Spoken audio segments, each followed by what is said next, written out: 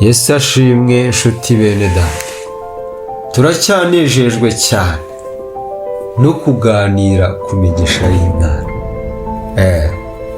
Tugiye gusoma ijambo ry'Imana riri mu Gutegeka Kwa Kabiri igice cya 28 ku murongo wa 4 niho tukivuga ngo hazagira umugisha imbuto zo mu nda yawe n'imyaka yo ku butaka bwawe n'imbuto z'amatungo yawe, kororoka kw'inka zawe nuko imikumbi yawe.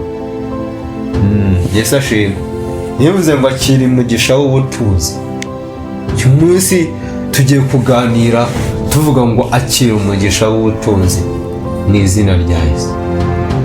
Ejo twaganiye ku ijambo rivuga ngo hazagira umugisha imbuto zo mu nda yawe. Nukuri abana bawe bagomba kugira umugisha, bakabaho, bakongera bakabaho ibinyejana n'ibinyagihumbi abana bawe bariho bari abanyamugisha. Ariko uyu munsi ntabwo Imana ihagarariye aho.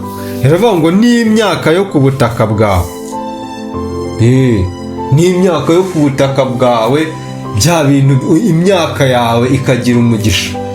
Mu byaro bajya bahangwabanga abantu ngo bayabura, ngo babarozi, ngo batere inyatsi. Ariko Imana iravuze ngo hazagira umugisha imyaka yo ku butaka bwawe, ngo n'imbuto z'amatungo yawe, kororoka kw'inka zawe nuko imikumbi yawe. Yesu nashimye. Narinde kukubwira ngo akira umugisha wo gutunga, wo gutunga. Umuntu witwa Isaka, umwana wa Aburahamu, ngo yigeze guhinga, ngo arangije ngo guhinga, ngo arahinga, ngo areza, ngo yongeye guhinga, ngo yeza ibirutaho inshuro 100. Ngo agenda b'umukire, ngo akomeza kugenda b'umukire, ngo kugeza ngo ubwo yarutiye abo muri icyo gihugu bose.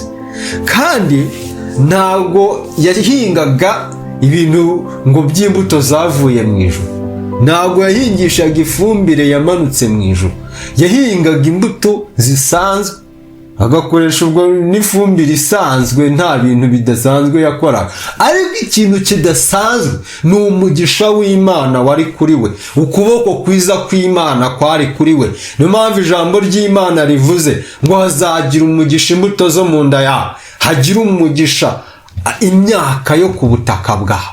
Yesu nashimwe. Twabonye ko mu mirima ni ahantu duhinga, ni n'ahantu dushora. Rero ndagira ngo nkubwire ko hagira umugisha, bizinesi zawe zigira umugisha mu izina rya Yesu. Ukure wunguke, Imana ikurinde ibihombo, ikurinde inkongi z'imiriro zatwika ibintu byawe, ukaba ufite abakozi bakaguteza ibihombo mu buryo butandukanye. Imana ikugirire neza. Haleluya. Ravuze ngo n'imbuto z'amatungo yawe. Imana ikaguha amatungo, ngo ariko igakomeza no guha umugisha imbuto zo mu matungo yawe. Nuvuga ngo umugisha w'Imana aba ari uruhererekane. Aba ari uruhererekane, igaha umugisha iki kikazagenda kibyara n'ibindi bintu by'umugisha. Haleluya. Narivuga ngo Imana iguha umugisha w'ubutunzi, kuko ijambo ryaravuze ngo uwubaha Uwiteka akicisha bugufi, ingororano ye ni ubukire. Nawe akira ubukire mu izina rya Yesu. Ntabwo ukwiye guhora ubwumva mu matangazo, ubwumva mu binyamakuru, ubona ku mateleviziyo, ubona abantu baza bavuga ngo ama motivation speaking, bavuga ngo kugira ngo ugire gutya ngo bigenze gutya. Ibyo bintu ni byiza, ariko baza wumvira Imana. Ibyo bintu Imana izazana principe zayo igutegekere. Iyo wubashye Imana ikoresha itegeko, yabwire ko ibintu bihari byose ku isi bifite amatwi yumva Imana. Uranyumva? Imyaka ifite amatwi yumva Imana, amatungo afite amatwi yumva Imana, amafaranga afite amatwi yumva Imana. Ba Petero baraye baroba bakabura icyo bafata. Yesu aje ntabwo yavuze ngo mukuru ubu bwato muri iyi nyanja, ahubwo amafi yayahamagariye muri ya nyanja basonzeyemo, bakubitiwemo bakahasebera.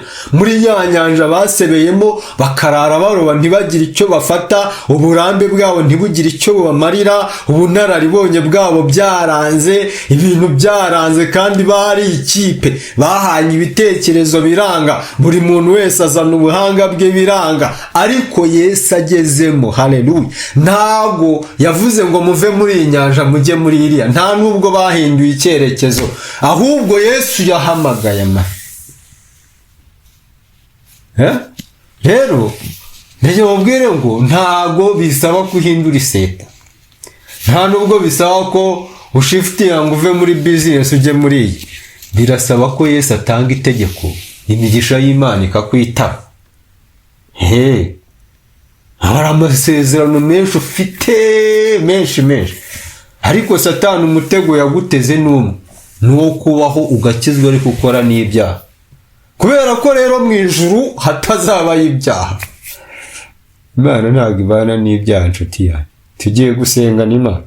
Wowe wabonaga byanze, ubona ibintu bitari gukunda, uvuga ngo mfite inyatsi, ibintu byaranze, nk'iseta yanjye wagira ngo iranuka, abakiriya ntibayigeraho. Tugiye gusenga, duhamagariye, nayize iduhamagarira ibintu. Ariko ikintu cya mbere, shobora gukiranuka, ukiranuke, Imana nijye kureba ntigakorwe n'isoni zo kwitwa Imana yawe, ibindi byose izabikurikirana. Reka dusengane, fasha dusengane, waturira Imana ibwiye ngo ndagushaka uze mu bintu byanjye.